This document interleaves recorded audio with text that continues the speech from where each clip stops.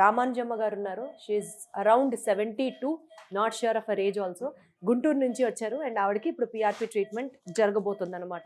అది ఎలా చేస్తారు ఏంటి ఒకసారి మనం మాట్లాడదాం. బట్ దానికంటే ముందు మనతో పాటు డాక్టర్ మినాల్ గారు ఉన్నారు. ఒక్కసారి ఆవిడతో కూడా మాట్లాడి తెలుసుకుందాం. Madam, before we get into the procedure, అసలు ఈ పిఆర్పికి సంబంధించిన సైంటిఫిక్ ఎవిడెన్స్ ఏంటి, సైంటిఫిక్ బేస్ ఏంటి? ఓకే, చూడండి, ఇది పిఆర్పి.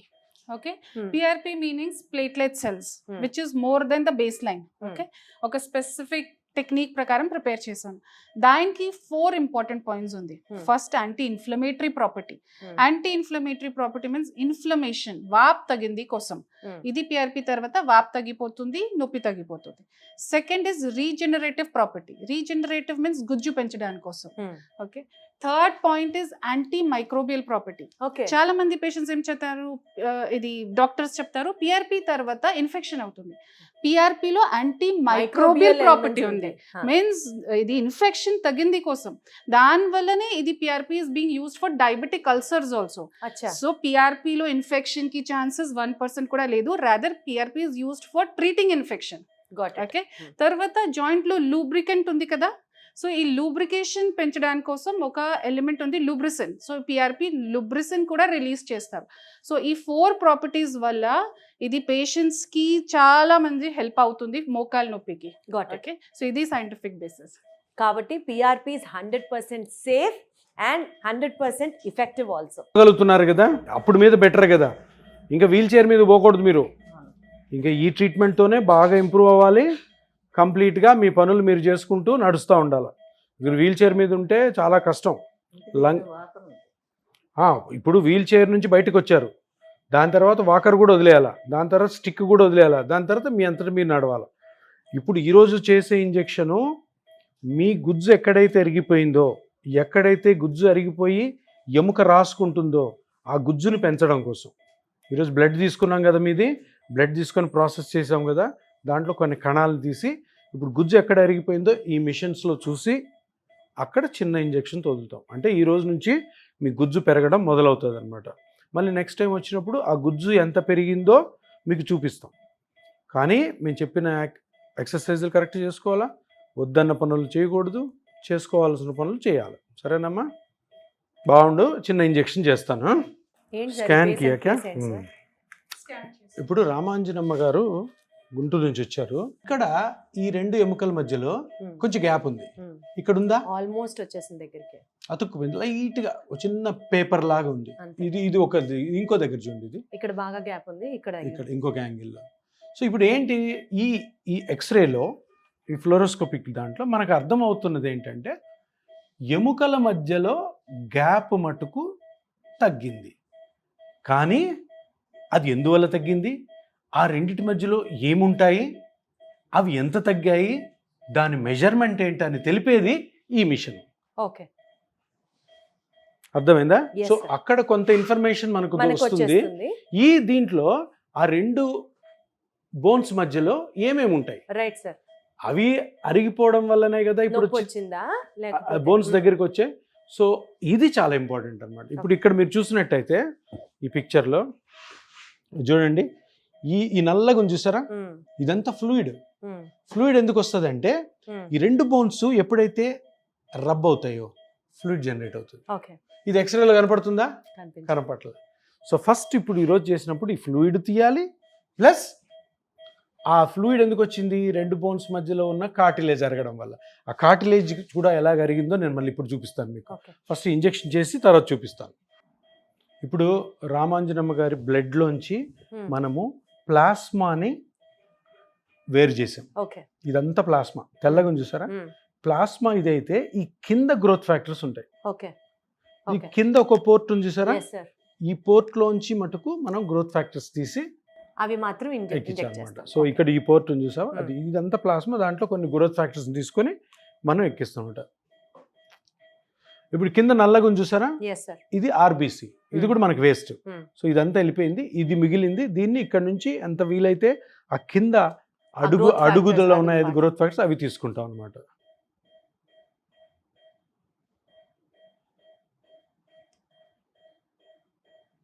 హోల్ సరే, ఇది ఇందులోకి వచ్చేదంతా కూడాను మనకు కావాల్సినట్టు పిఆర్పి. ఓకే, చూడండి ఎంత వచ్చిందో ఫర్ బోత్ నో. సో ఇది మనము ఇప్పుడు ఈ 2 మోకాళ్ళలో ఇంజెక్ట్ చేయాల్సినటువంటి పిఆర్పి ఆర్ గ్రోత్ ఫ్యాక్టర్. ఇప్పుడు ఆల్రెడీ రామాంజనమ్మ గారికి ఈ 2 నీళ్ళు ఉన్నాయి కదా, అంటే లోకల్ అనస్థిషియా ఇచ్చేసాం. అంటే ఆమెకి సూదేస్తున్నప్పుడు నొప్పి ఏమి ఉండదు అనమాట. ఆల్రెడీ లోకల్ అనస్థిషియా ఇచ్చాం కాబట్టి ఈ పాటికి ఆ ఏరియా అంతా మొద్దు బారుతుంది, అందుకని నొప్పి ఉండదు. అంటే చిన్న ఇంజెక్షను, అది కూడా నొప్పి లేకుండా ఉండడానికి మొత్తం అనమాట. అంటే రామాంజనేయమ్మ గారికి ఏ విధమైనటువంటి నొప్పి కలగకుండా ఆమెకున్న నొప్పిని పూర్తిగా తగ్గించేసే పద్ధతే పిఆర్పి పద్ధతి. సో ఇప్పుడు పిఆర్పి చాలామంది డాక్టర్లు ఇటువంటి మిషన్స్ యూజ్ చేయకుండా బ్లైండ్గా ఇస్తుంటారు. అక్కడ జరిగే ప్రాబ్లం ఏంటంటే ఎక్కడ గుజ్జు జరిగింది, ఎక్కడ గుజ్జు జరగడం వల్ల ఎముకలు ఎక్కడ రాసుకుంటున్నాయి, ఎక్కడ గుజ్జును మనం పెంచుతున్నాం వాళ్ళకి తెలియదు. ఊరికే ఇంజెక్షన్ వేస్తారు అక్కడ, అది ఎక్కడికి పోతుందో తెలియదు.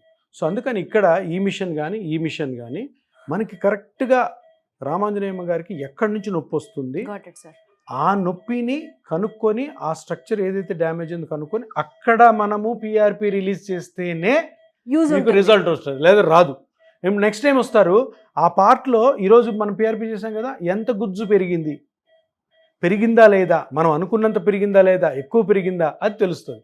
సో దాన్ని మనం సిరీస్ ఆఫ్ స్కాన్స్లో తెలుసుకోవాలన్నమాట. ఇప్పుడు ఇంజెక్షన్ చేస్తున్నా అమ్మ, మీకేమి నొప్పి ఉండదు, టెన్షన్ పడకండి.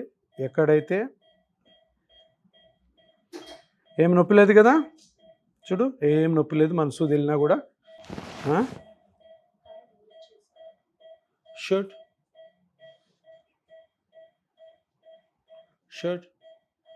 చూసారా, ఎక్కడైతే గుజ్జు జరిగిందో అటు పోతున్నాం మనం. సో జాయింట్లోకి వెళ్ళిపోయాం. షూట్.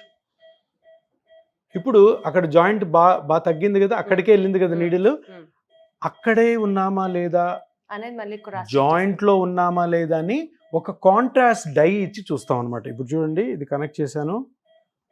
ఇది చాలా ఇంపార్టెంట్. అంటే చాలా స్టెప్స్లో మనము కరెక్ట్ ప్లేస్లో ఉన్నామా లేదా అని చూసి చేస్తేనే పిఆర్పి సక్సెస్ అవుతుంది. చాలామంది అంటుంటారు కదా, పిఆర్పి పనిచేసి పిఆర్పి, ఇవన్నీ చేయకపోతే కష్టాలు వస్తాయి. ఇప్పుడు ఈ కాంట్రాస్ట్ ఇంజెక్ట్ చేస్తున్నాను, అక్కడ చూడండి లైవ్, చూసారా బ్లాక్గా స్ప్రెడ్ అయిందా. సో మీకు ఇంతకుముందు చూపించాను నేను, ఎక్కడైతే కార్టిలేజ్ తక్కువ ఉందో అక్కడికే వెళ్ళింది కదా డై. ఇగో ఇప్పుడు ప్రాపర్గా మనం తీసిన గ్రోత్ ఫ్యాక్టర్స్ ని కరెక్ట్ గా అక్కడే వదులుతున్నాం అనమాట.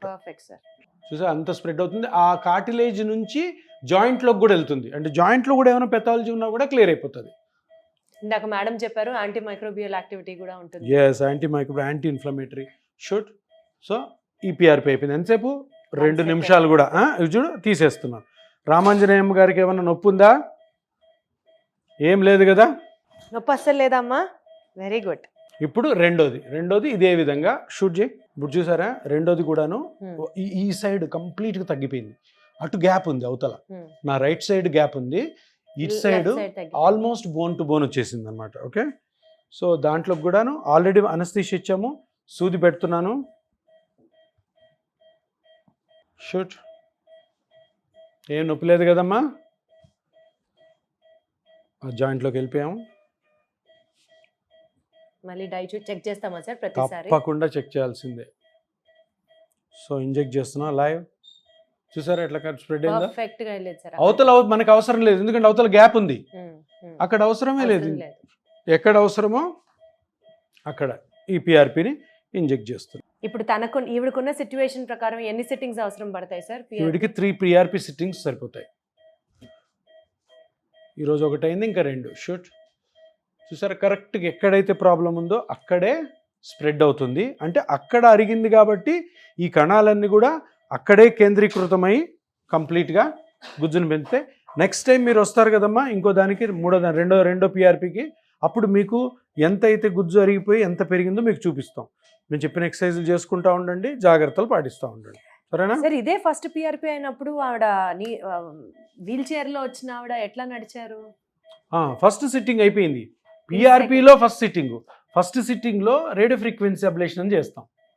ఫస్ట్ సిట్టింగ్ పిఆర్పి ఈరోజు, కానీ ఫస్ట్ సిట్టింగ్లో మనం చేసిన పిఆర్పి కాదు, ఆమెకి పెయిన్ తగ్గడం కోసం రేడియో ఫ్రీక్వెన్సీ అబ్లేషన్, దాంతో ఆవిడ నడిచారు వీల్ చైర్ నుంచి. సో ఫస్ట్ అది కూడా అంటే part of అది the PRP అది ఆ, ఎందుకు sir? కాదు, అది ఎందుకు చేస్తాము అంటే ఫస్ట్ ఈవిడ సివియర్ పెయిన్ తో ఉంది, Hmm. వీల్ చైర్ మీద వచ్చింది. Hmm. ఫస్ట్ పిఆర్పి చేసాం అనుకో నొప్పి తగ్గదు, Hmm. ఎందుకు గ్రోత్ పెరగాలి కదా. Hmm. సో ఫస్ట్ ఇంజెక్షన్ చేసిన తర్వాత ఆమె నొప్పి తగ్గదు, ఆమెకి కాన్ఫిడెన్స్ ఉండదు. ఫస్ట్ ఆఫ్ ఆల్ వచ్చింది నొప్పి తగ్గించుకోవడానికి కాబట్టి సో నొప్పి తగ్గడానికి అది ఫస్ట్ చేసి ఆమె నొప్పి తగ్గించి ఆమె హ్యాపీ అయిన తర్వాత నెక్స్ట్ పిఆర్పి. Noted, sir. ఇంకొక విషయము, ఫస్ట్ వచ్చినప్పుడు కొద్దిగా ఫ్లూయిడ్ కలెక్ట్ అవ్వడము, కొంచెం డర్ట్ అంతా ఉంటుంది అనమాట. అదంతా కూడా ఆర్ఎఫ్లో క్లీన్ అవుతుంది. ఆ కార్టిలేజ్ మీద డర్ట్ అదంతా క్లీన్ అయిన తర్వాత మనం గ్రోత్ ఫ్యాక్టర్స్ వేస్తే అప్పుడు గ్రోత్ బాగా అవుతుంది. ఆల్రెడీ డర్ట్ అక్కడ ఉన్నప్పుడు అంటే కొంచెం ఫ్లూయిడ్ అది ఇది ఉన్నప్పుడు నువ్వు పిఆర్పి వేస్తే పని చేయదు. ఓహో మళ్ళీ ఇది కూడా ఒకటి ఉంది. ఇది ఒకటి ఉంది. ఇవన్నీ కలిపితేనే ఆ టెక్నిక్ పర్ఫెక్ట్గా జరుగుతుంది. ఒక ప్యాటర్న్, ఇది ఒక ప్రాసెస్. సో సార్ చెప్పినట్లుగా పిఆర్పి అనేది స్టెప్ కదా. వైజ్ అలా ఫాలో అయితేనే దాని యొక్క ఇంపాక్ట్ ఉంటుంది. ఏదో నామకే వాస్తే బ్లడ్ తీసామా, సెపరేట్ చేసామా, ప్లేట్లెట్స్ని అది ఎక్కిచ్చేసామా, అదే పిఆర్పి అంటే no, it will not work that way అనమాట. Thank you so much sir. Wish ఈ పేషెంట్